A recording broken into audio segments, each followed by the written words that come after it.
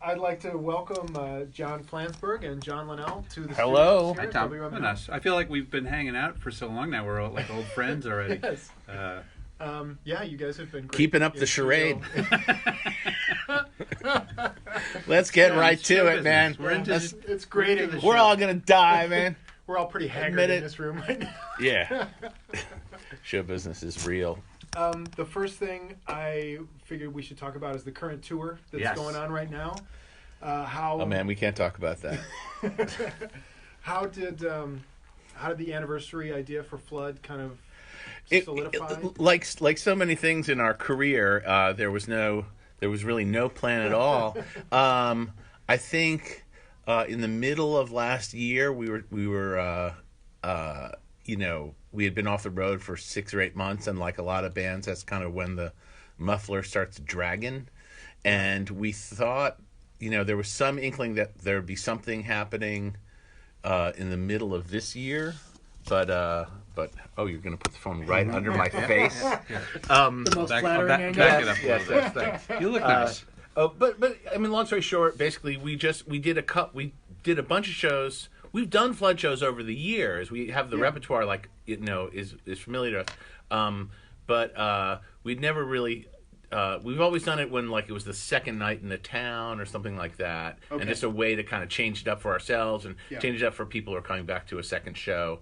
But we just thought it's actually its 30th anniversary. It came out in January. We'll do some shows in New York that just kind of commemorate it, and everything just when it was actually announced that they were Flood shows and it was this anniversary thing, it was such a bigger headline than I think we really thought it would be. Yeah. And it just sold out instantly, and The whole tour, pretty everything. Yeah, and then it just was like this sort of avalanche of sellouts. I mean, it's Is that the next album? yeah. Good idea. I guess the truth is we've been in this band, we've been touring in this band for over 30 years and touring regularly, and there's nothing unreliable. We're pretty reliable, and that is not very interesting in the world of touring bands. Because people, I mean, even on social media, will put up a show, sort of a regular show, and people will say oh, yeah, I can't go that day, so I guess I'll catch them next time, and it just makes you feel. We should just do the ritual breaking up Yeah. and reforming Something. thing. Yeah, scarcity is such a big part of wait a being- bunch of years yeah. to tour and really crank up the prices. Yeah. Or just break up every 2 years. Yeah. Like sensible bands do. Yeah. So this actually sort of, Farewell tour. it's weird to see what I really experienced before, what the actual effect of scarcity can have on ticket demand, because this is these tickets, these shows are, we have 40 sold out shows. I mean, we're sold out till the winter. Yeah, for a group, I mean, you guys tour every couple of years. Right, It's not yeah. like you never take this stuff on the road. That's pretty amazing. Yeah, it's fun. I mean, listen, it's fun for us to play sold out shows. It's Yeah. you know Nice venues. Too. I would mean, lie took to a you look if I could. I kind of ran down the poster of your tour itinerary, and you guys are playing a lot of beautiful rooms across the country too. It's Oh yeah, that's the other thing. So we get to play all these sort of posher places. It's some sit down places, but also the regular so discotheques. I wanted to ask something specifically about my introduction to Flood. It was already, I have older siblings, and so the first couple albums were in the house when Flood came out. Oh, wow. The album was in the house. I was You didn't already say you familiar had with it. cool siblings. I have very cool siblings. Yes. But so I was already familiar with the record and with your band when I came home from school one day, turned on Tiny Toon Adventures, and was not prepared for this awesome episode of cartoon after school television that featured your music prominently with original music videos to complement the songs, and they chose two of your songs. I think the rest of the stuff they did on that episode, it was like an MTV parody with cartoon music Yep. videos, and most of the other stuff was like throwback type stuff, like 50s and 60s music, more kind of like novelty type stuff. I think like Yakety Yak and stuff Sure. like that. But then there's 2 tracks from Flood. It was Istanbul and Particle Man, I think. That's right. And so I'm seeing this on TV as a kid who's already familiar with the music, and it was just unbelievably exciting at the time. It was just recently occurred to me like that there are still people who, because there's for any circle has a periphery that's like, if the circle is big, then the periphery is even bigger. Right. And there's still plenty of people who I think have this experience of feeling like they're the only ones who have ever heard of us.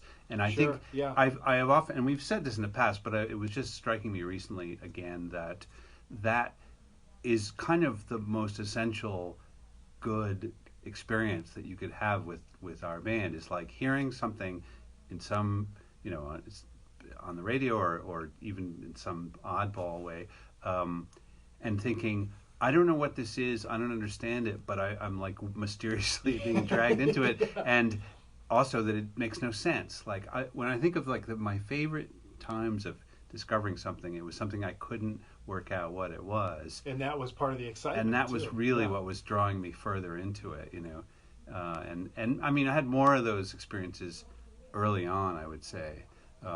But I'm always hoping to hear something like that again. I don't know what this is, what's motivating it, or Have you heard the composer from Brooklyn who has a vocal ensemble called Roomful of Teeth? No. Because what's interesting is, I mean, in the culture we live in right now, I mean, I don't know if it's just that Roomful of Teeth has infiltrated the 4 music supervisors of HBO, Netflix, and whatever. But basically, when you hear like a beautiful, strange 21st century art music vocal piece on one of those on your premium cable network provider, it's Roomful of Teeth, and they do really cool stuff. But what's interesting to me is that I don't even need to check it now. It's just really, it's like oh yeah, because there's just not that much vocal music, right? And there's certainly not that much vocal music that's this progressive. And I invite everyone to check them out. I feel like the internet and the smaller world, the interconnected world that we have lived in for a long time now, has kind of made those moments a little harder to come by and a little less special because of what you just described. Yeah, you don't kind of stop in your tracks. Although I do have 2 distinct memories of stopping in my tracks, hearing songs.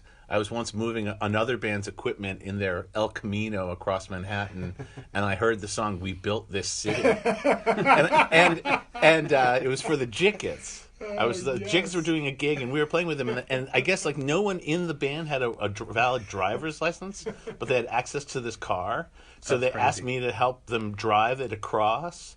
And it was like a total white elephant of a vehicle, like I really felt like king of the world. I'm by myself. I remember those guys driving, so they may have just been. I think they might have gotten bagged for not having. I think they were driving without a valid license. Very possible. I don't know why I was driving, but I was also I was alone. Wow.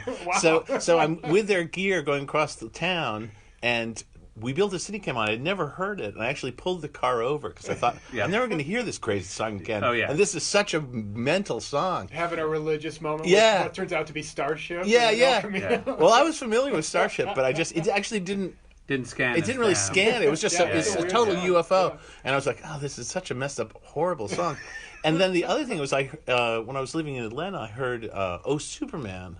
On the radio, and that was a real UFO when it came out. And it's hard to go back and hear it like it sounded then, because it was. I mean, But I knew I sort of had a hunch that it was Laurie Anderson because I had heard about her, right? And I was actually listening. I thought there'd be like violins in it. Right, because you've seen a picture of her with a violin. Yeah. Little did you know that it wasn't really a violin. Yeah.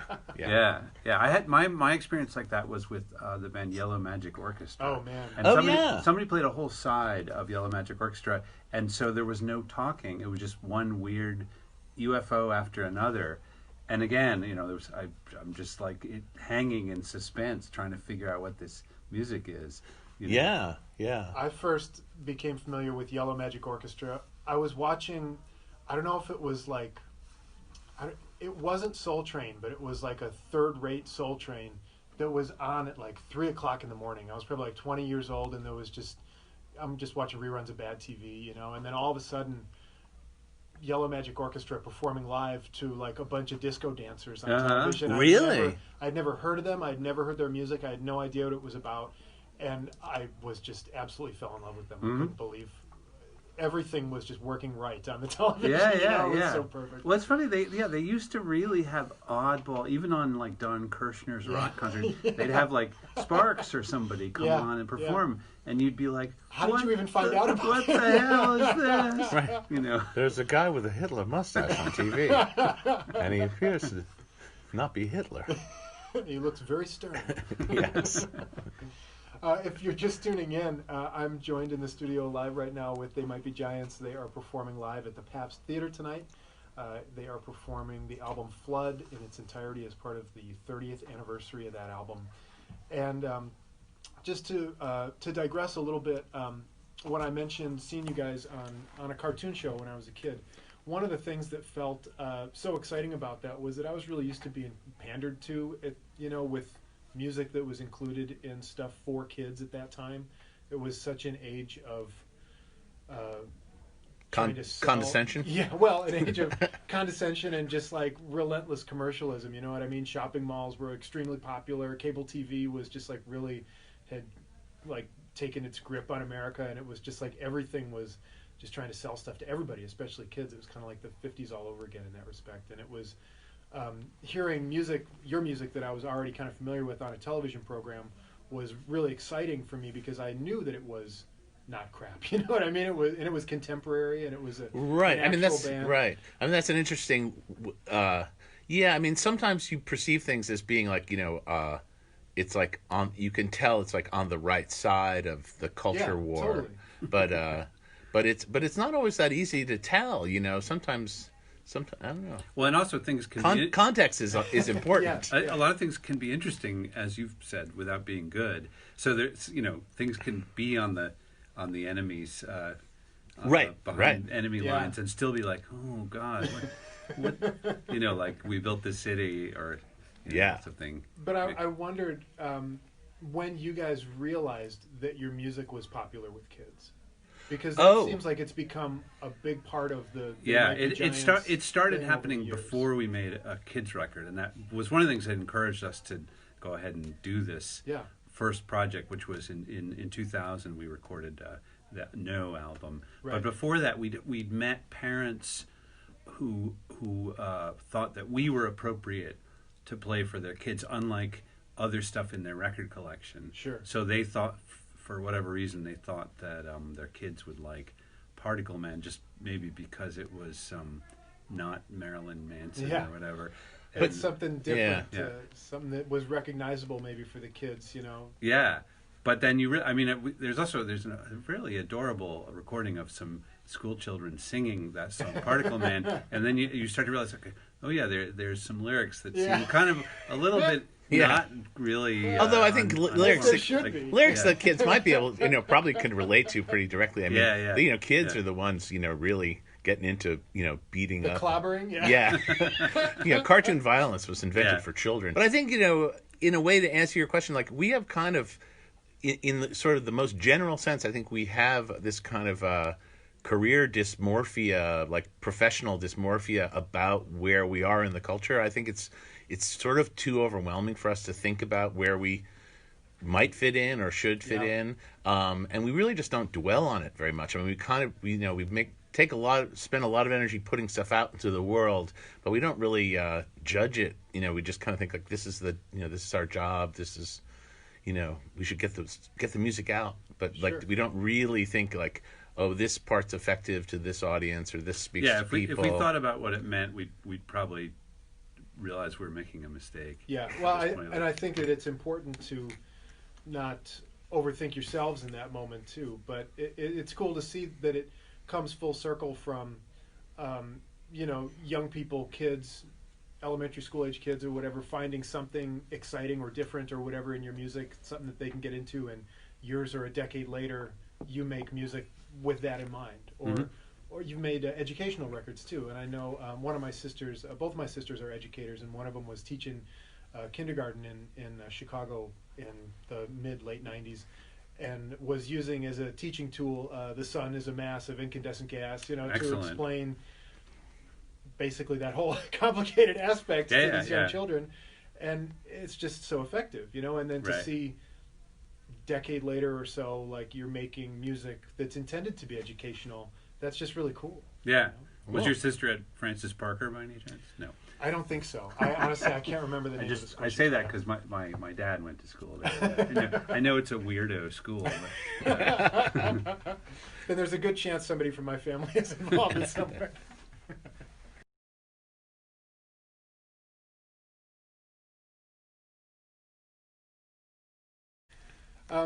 What is it like pieces over the years as sort of maybe a second night thing or a fun alternate set list? Well, we sorry, did you finish your question?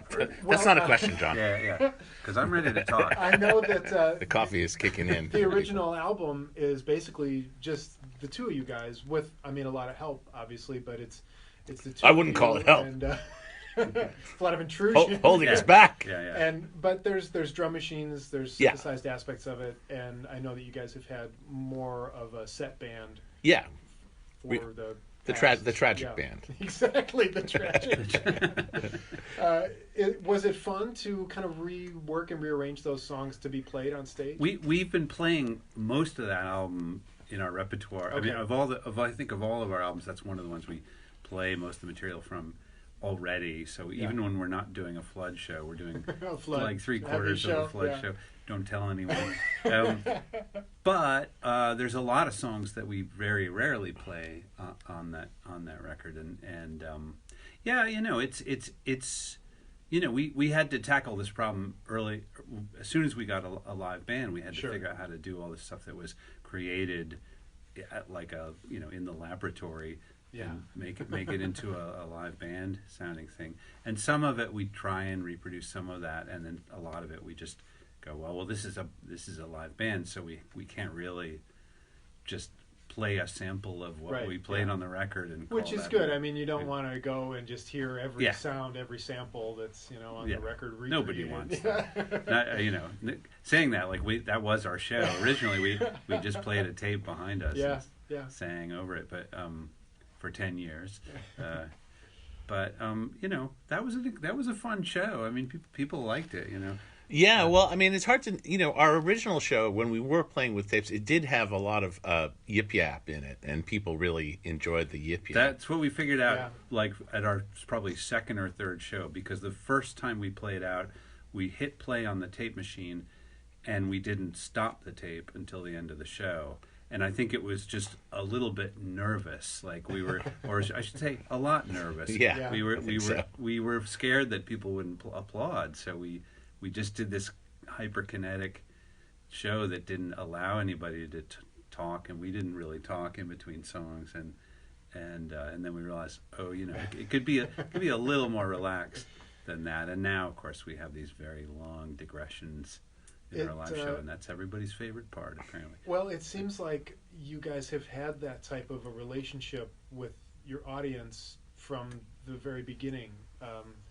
Just that, being a fan of They Might Be Giants, I feel like more so than with other bands, people just feel like they know you guys, you walked here in the studio, I've never met you before, and we're having a conversation within a minute, but it's never like this, actually.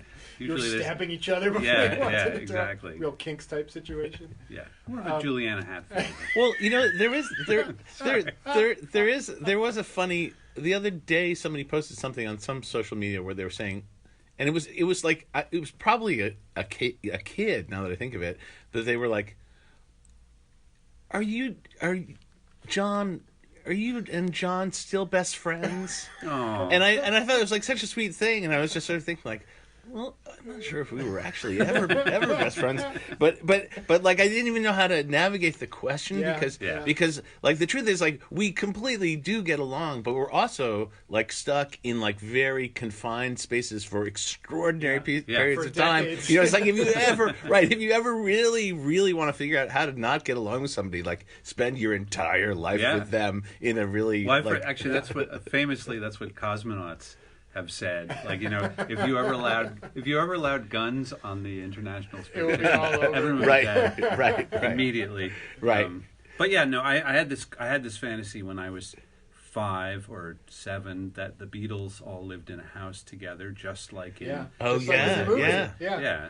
Where they all unlock the separate doors and walk in. But and it's all this one big house. room. Yeah. When I was like 8 or something, I remember it was right when people started getting busted for smoking pot, and I thought, I knew that the Beatles wouldn't smoke pot, but they might have friends who smoke pot, and it would be so unfair if like their friends were smoking pot and they got arrested.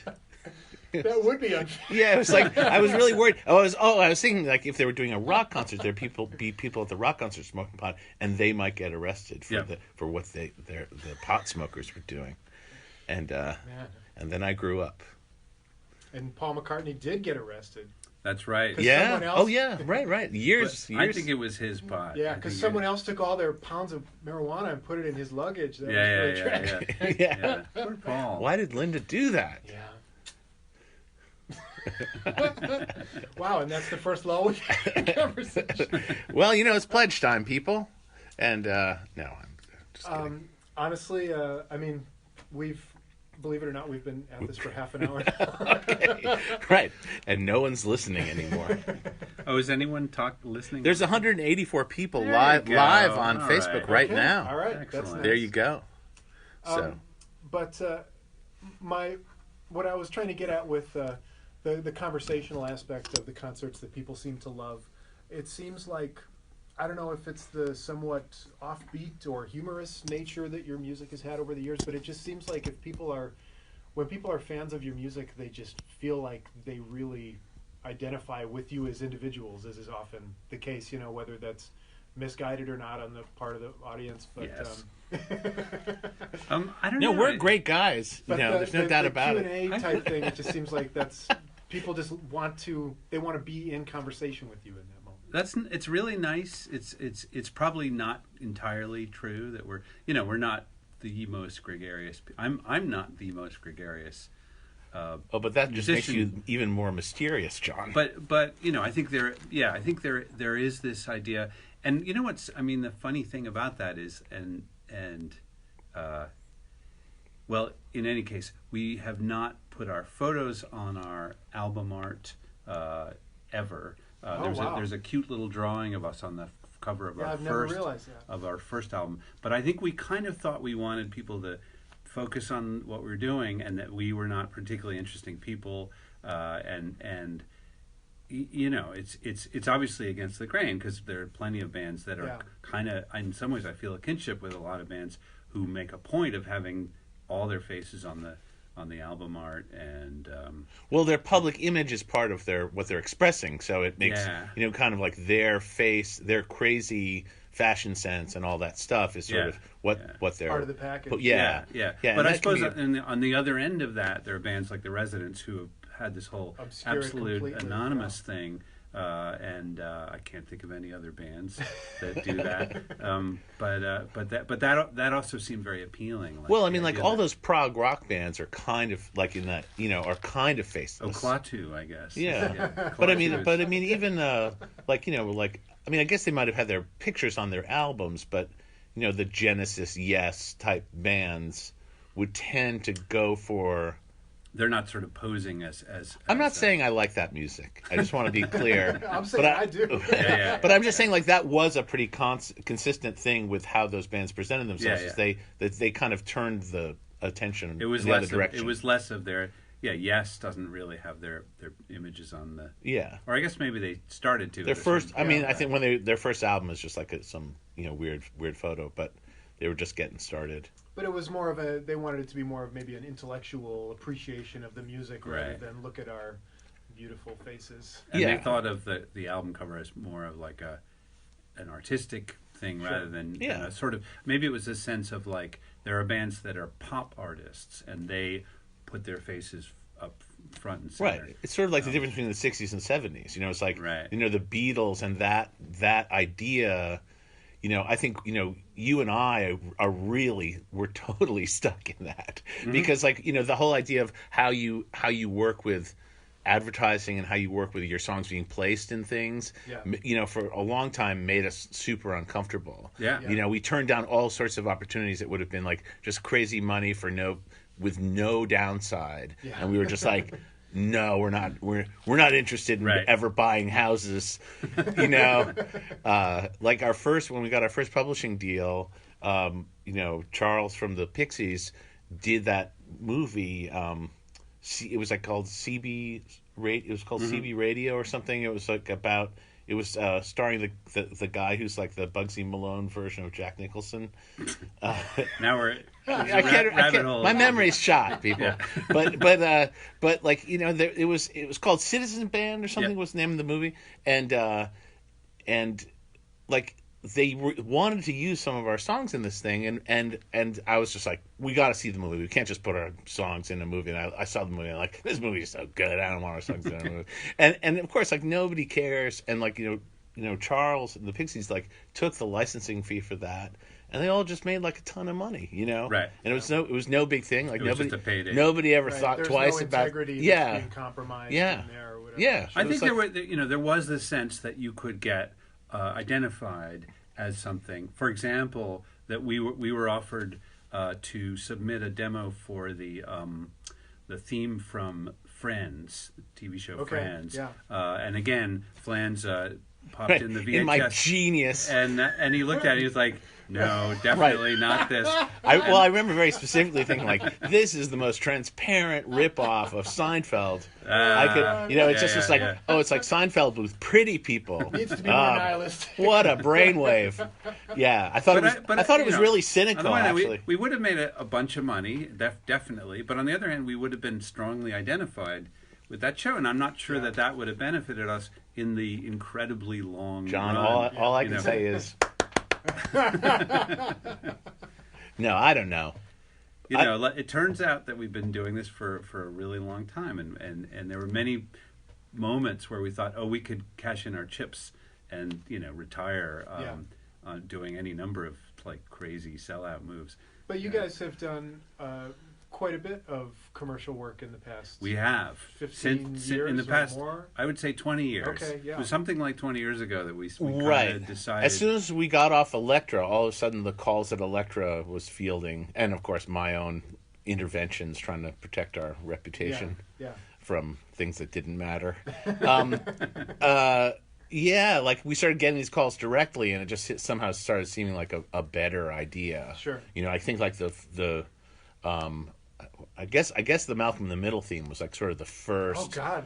And that's a huge one. And the Daily Show. The first thing we really did, our lucky break was we did all this news music as part of a segment we were doing with Robert Krulwich was working for ABC TV doing the summer replacement show for Nightline. Okay. And it was all these science themed things. So if like Radiolab, it was sort of like a precursor of Radiolab. And we did all these video segments demonstrating like scientific principles on this science show.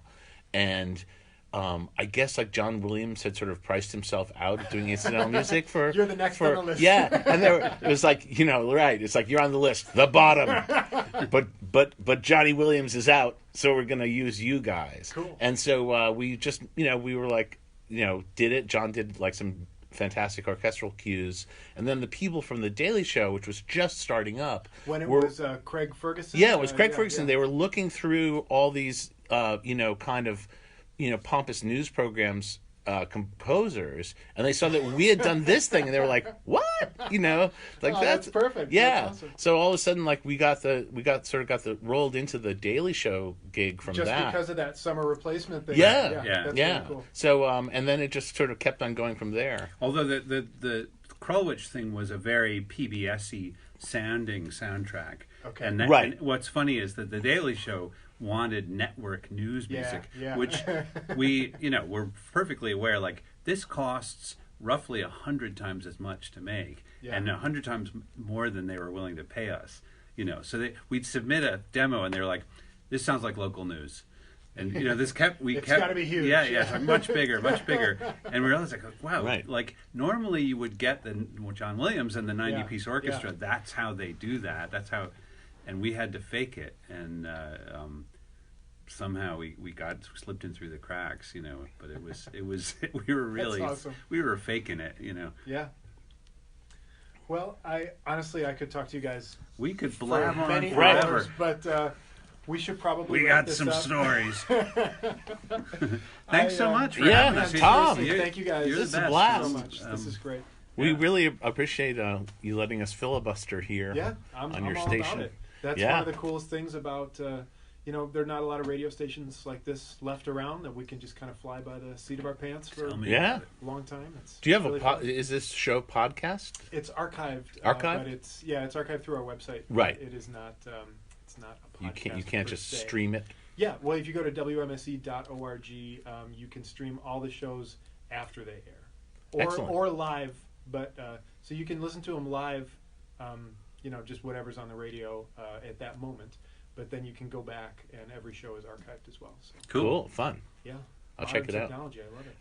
I do that more than you would ever imagine. I don't go back and listen to my shows often, but I had Thurston Moore in here a few months ago, and that was just like, I think I listened to that one like 3 times. Oh, right. Oh, excellent. He was a good interview. Yeah, That's it great. was a good get. I was thinking about his hearing the other day. I was thinking my hearing's shot, so his hearing must be out the window. He's a soft-spoken guy. Oh, really? And he didn't have any kind of a hearing thing, and then his band came to town in December, and it's John Leidecker from Negative Land and Debbie Gooch from My Bloody Valentine and Pete Shelley from Sonic Youth, and they played something off Thurston's new album, and it was just a single piece of music with no vocals that they played for like close to an hour and a half. It was awesome. Wow. Was it insanely loud? Honestly, it wasn't. No, it was. Interesting. It was pretty. It was varied. Really like crescendoed and built and stuff. Have you seen Bob Mould's show recently? I was wondering if that was no. loud. I would imagine, but he's also. I think I have heard that he's got hearing problems. Yes. So. No, he definitely. Yeah. He looks like talked Pete about it. Townsend, so he must have hearing problems. Right. Well, we worked with Tony Mamoni, who had been in Sugar, and he said that was the loudest band he'd ever been. Man, Beaster. That's And he was the loudest musician And we he was the ever loudest we ever we worked ever- with. we'd And he ever was worked like, with. I'm not loud. Yeah, You guys don't even know Let me loud. tell you what loud is. Okay, I'm gonna do one more song off of Flood to take us out of here. And, All right, and guys, then we'll be back for more talking. just thanks again so much. I mean, you can hang out here for as long as you want. We got to get to our sound check, I guess. Okay, cool. Well, But thanks again, John. Johns, thank you both so much. Hey, for coming by. thanks again. It was a blast. And have a great show tonight. We will. Yay! Yay! That was so fun. Yeah, It was fun. great. Yeah. That was great. It was just I would just imagine- the right amount of coffee consumption. I think